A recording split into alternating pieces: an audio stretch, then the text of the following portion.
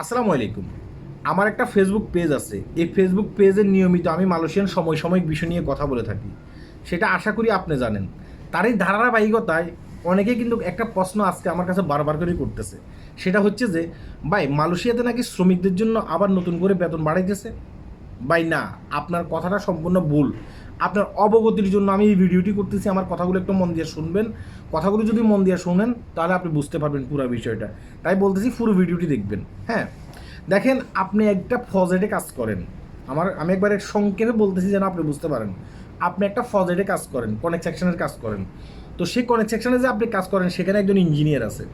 অনেক ক্ষেত্রে ইঞ্জিনিয়ারটা বাংলাদেশিও হতে পারে, পাকিস্তানিরও হতে পারে, কিংবা নেপালেরও হতে পারে, কিংবা আনাদার কোনো কান্ট্রিরও হতে পারে, তাই না? তো সেই ইঞ্জিনিয়ারের বেতন আর আপনার বেতন তো সমান না, তাই না? সেই ইঞ্জিনিয়ারের বেতন যদি 5,000 টাকা হয়, আপনার বেতন হয়তো অনেক ক্ষেত্রে 1700 টাকা। তো সেই ইঞ্জিনিয়ারের বেতন যদি 5,000 টাকা হয়, অনেক ক্ষেত্রে সেই ইঞ্জিনিয়ারের এখন বেতন বাড়াইতেছে, মালয়েশিয়ার সরকার বেতন বাড়াইতেছে। আবার দেখা গেছে কি একজন ব্যক্তি, তিনি বাংলাদেশ থেকে আসছে, সে কলেজের প্রফেসর। তো কলেজের প্রফেসরের বেতন হচ্ছে 7,000 টাকা সাপোজ। এখন সে কলেজের প্রফেসরের বেতন কিন্তু বাড়াইতেছে। কথা কি বুঝতে পারছেন না? হ্যাঁ। তো এভাবে কিন্তু বেতন বৃদ্ধি হইতেছে। কার হইতেছে?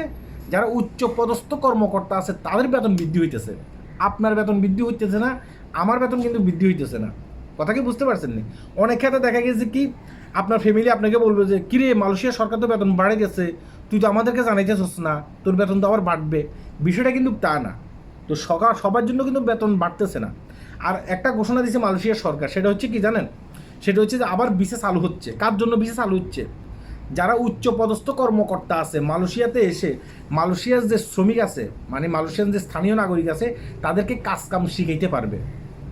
হ্যাঁ, ওই কারণে ওইসব দক্ষ মানে কর্মীদেরকে মালয়েশিয়ার সরকার নিয়োগ করবে।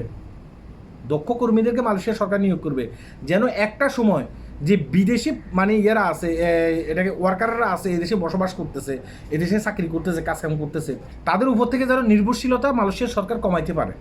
অর্থাৎ আপনি আর আমি কিন্তু এখন মালয়েশিয়াতে কাজ করতেছি, আপনার আর আমার উপরে এখন কিন্তু মালয়েশিয়ার সরকার নির্ভরশীল।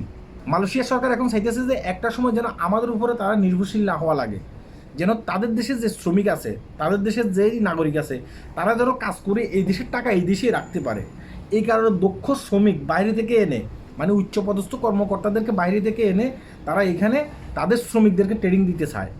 তাই এই কারণে তাদের বেতন বাড়বে, আপনার আর আমার বেতন বাড়বে না। আশা করি আমার এই কথাগুলো বুঝতে পেরেছেন, তাই না? তারপরেও যদি আরও কিছু জানতে চান তাহলে আমাদের বাংলাদেশি পত্রিকাগুলো আছে, সেসব পত্রিকাগুলোতে গিয়ে বিস্তারিত পড়ে আসতে পারেন। সেখান থেকেও আপনারা বিস্তারিত জানতে পারবেন। আশা করি আমার এই ভিডিওটি দেখার পরে আপনাদের ভুলটা ভেঙে যাবে। সবাই ভালো থাকবেন, ভিডিওটি শেয়ার করবেন। আল্লাহ হাফেজ।